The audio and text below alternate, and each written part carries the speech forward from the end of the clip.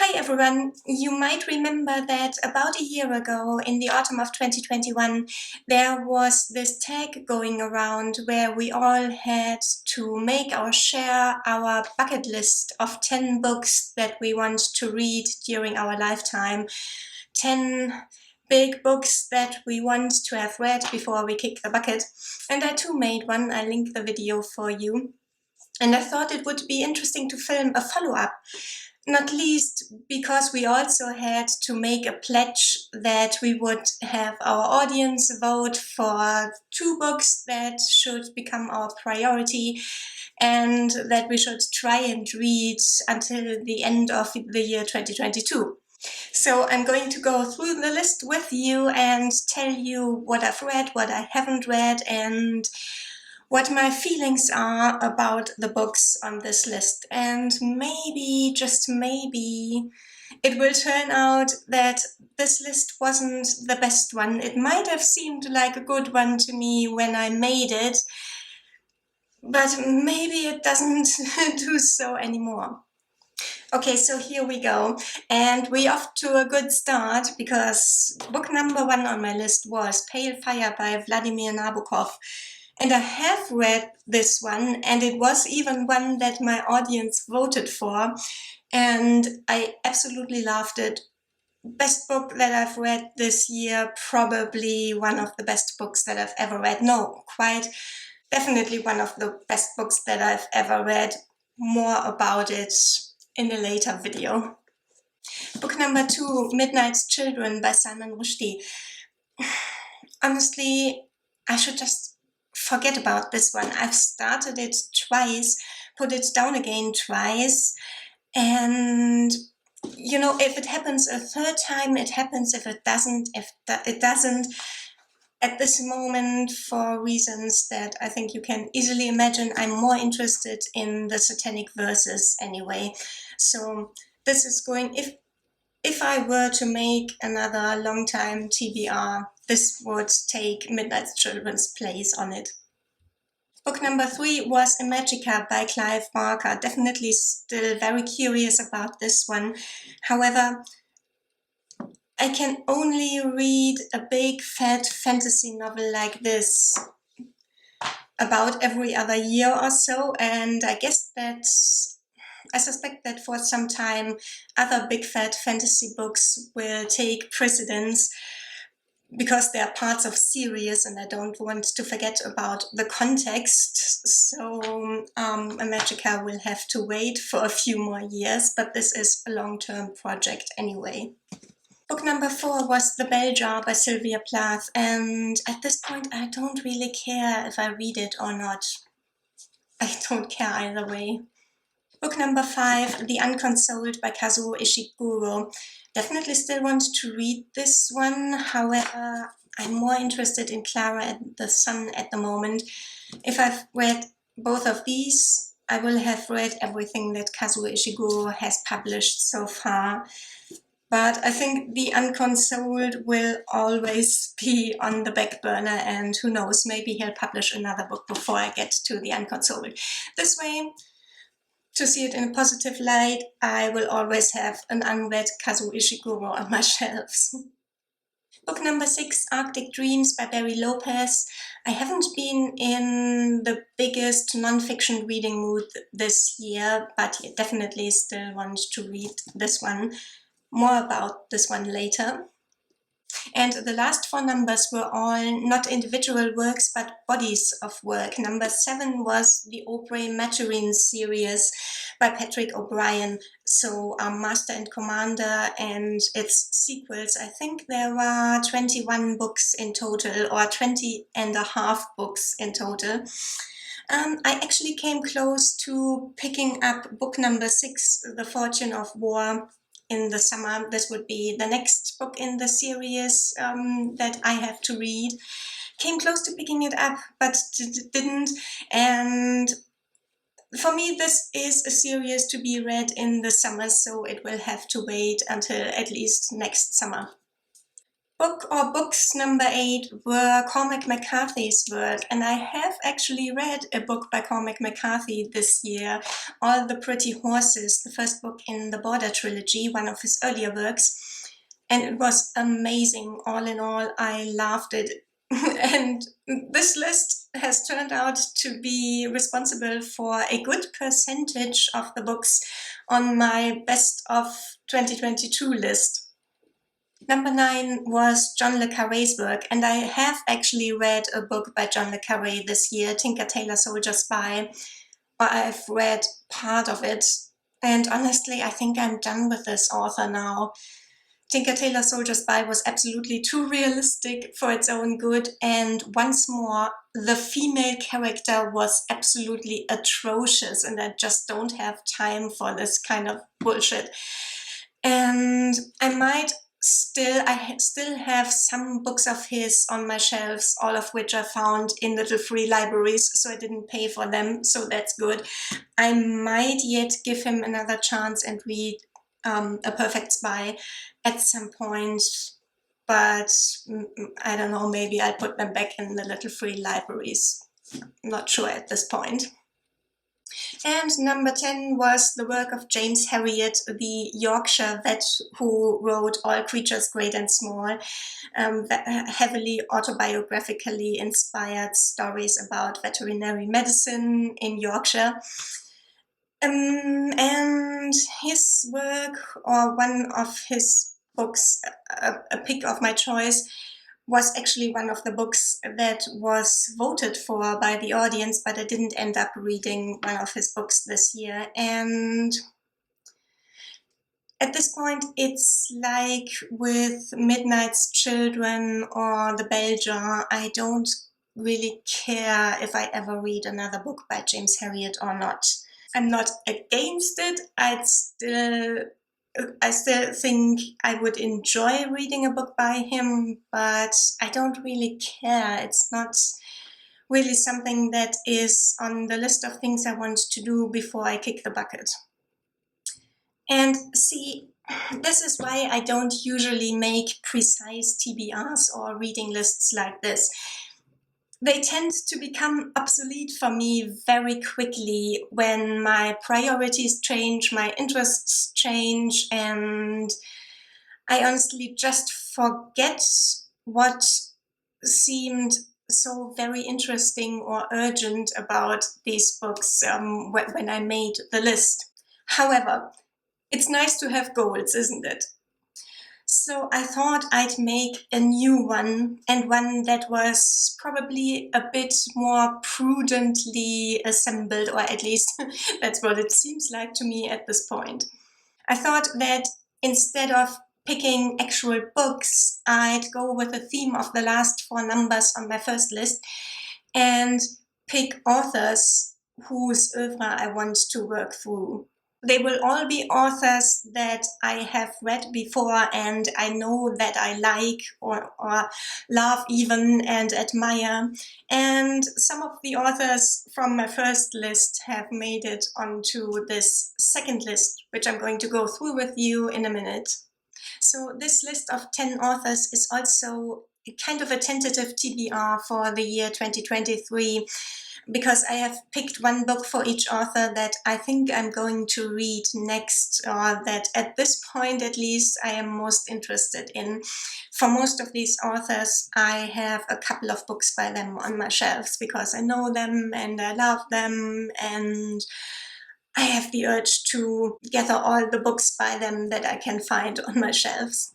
Okay, so without further ado, here come the authors. Number 1, I'm keeping Cormac McCarthy, of course. The next book by him that I'm going to read will be either The Crossing, which is number 2 in the Border trilogy, of which All the Pretty Horses is the first book. But it's a loose trilogy, and the first 2 books can be read independently of each other. The third one, I think, for the third one, you will have to have read the first 2. But anyway, it's going to be either The Crossing or his latest one, The Passenger. I'll probably have to get a rain check for some of his earlier works, though. I wasn't very impressed by Child of God. I thought it was a bit immature, and I think that perhaps Satri and Outer Dark are going to be the same, so I might pass them over. But in general, all of Cormac McCarthy's work that I haven't read yet. And then I am, of course, also keeping Patrick O'Brien and the Aubrey Maturin series, and hope that I'm going to get around to reading The Fortune of War next summer. And I'm also keeping Barry Lopez. The book by him that I've read is his short story collection, Winter Count. Absolutely amazing. And I think my next one is going to be Arctic Dreams. However, I also have About This Life, which are memoirs, not his autobiography, but memoirs of which he has written quite a few, I think. And since he died recently, this might also be an interesting read. And it is the shorter one, so if I don't have much time left next year to finish a Barry Lopez book, it might be about this life. Next author, Dorothy Dunnett, author of the infamous Lymond Chronicles, of which The Game of Kings is the first book. The Lymond Chronicles are a 6-book series. I'm currently at the beginning of book 3. And I also own all the books in the Nicolo series, which is kind of a prequel series to the Lymond Chronicles, which is 8 books long. And she has also written at least one standalone, which I already own. It's Macbeth historical fiction. And she is absolutely amazing. And this is the kind of high quality historical fiction that I love reading so much. And this is going to be such an enjoyable life project for me, I think. From strictly historical fiction to historical fantasy, Guy Gavriel Kay, he is the author of kind of para-historical fantasy. And I think the next book of his that I'm going to pick up will be A Song for Arbonne, which is set in a kind of parallel universe, France of the Troubadours, which is very relevant to my interest and my academic background. And from historical fantasy to actual epic high fantasy, Patricia A. McKillip. I have loved almost everything of hers that I've read, except for maybe her most famous one, The Forgotten Beasts of Eld, which I thought was absolutely awful. I hated and despised it, and I don't say that lightly. I really, really despised it. I was disgusted by it, really. But I've loved everything else, so I still think she is a good author for me. My favorite book of hers is The Bards of Bone Plain, because it is about archaeology and history and historiography. The next book of hers that I think I'm going to pick up will be Alphabet of Thorn, which is about a library and ancient manuscripts, and therefore also very relevant to my everyday life. Next author, I think, should be number 7, and it is Anthony Burgess. He is, of course, most famous for A Clockwork Orange, but the one work of his that I have actually read is A Dead Man in Deptford, a novel about Christopher Marlowe, which is absolutely amazing, so well done. And I think the next book is kind of a companion piece to this novel. It's Nothing Like the Sun, which is, of course, a novel about William Shakespeare. I've come close to picking this one up several times this year, but something else always swept in and came first. But this is going to be read soon, I think. My next author is the last English-speaking and English-writing author on this list. It's E.M. Forster, and the book is Where Angels Fear to Tread, his first novel. I've read, the ones of his that I've read Morris, which I thought was okay, and A Room with a View, which is one of my all-time favorites. And I found this beautiful Penguin English Library edition in a little free library. And I'm so lucky. It's as good as new. It has never been read. I think I found it shortly after Christmas, so it probably was an unwelcome Christmas present. And now it's my Christmas present. And my last two authors are German ones. One is a contemporary genre fiction writer. It's Dietmar Dath. The first book of his that I read was Pulsarnacht, which I don't think has been translated into English. None of his books have, I think. I'm sorry. But if you can read German and are interested in contemporary German literature, I definitely recommend him. He writes intelligent genre fiction, intelligent science fiction, and he's an incredibly intelligent, educated man in general. And I've heard him speak. I've read the columns that he writes, and I'm a big fan of his. My next book is probably going to be Neptunation. Neptunation by him. I already have, I think, two more by him, which I also found for free or as good as for free. And he has quite a big body of work that went largely unnoticed, I think, except among his fans, of course, and among hardcore genre fans, genre readers. And it's a shame, really, and I really recommend that you look him up, look into what he has written, and try reading Pulsarnacht in particular. I myself am going to at least sample every book that he has written. And the last author on my list is one who has most definitely been translated from the German into almost every language. It is Hermann Hesse. The books of his that I've read are Siddhartha and Demian. And I've wanted to read more by him for years, and I have collected a sizable Hermann Hesse collection. His books are read in uni a lot and afterwards end up in little free libraries for me to harvest. So I have a growing Hermann Hesse collection, but never actually pick them up.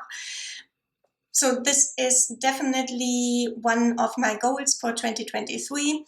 Reading one book by Hermann Hesse, any book by Hermann Hesse, but it's probably going to be Steppenwolf because it's, I think, I guess it's his most famous one after Siddhartha, or maybe even before Siddhartha. I don't know. Tell me what you think. Tell me what you think is the most well-known, the most famous book by Hermann Hesse.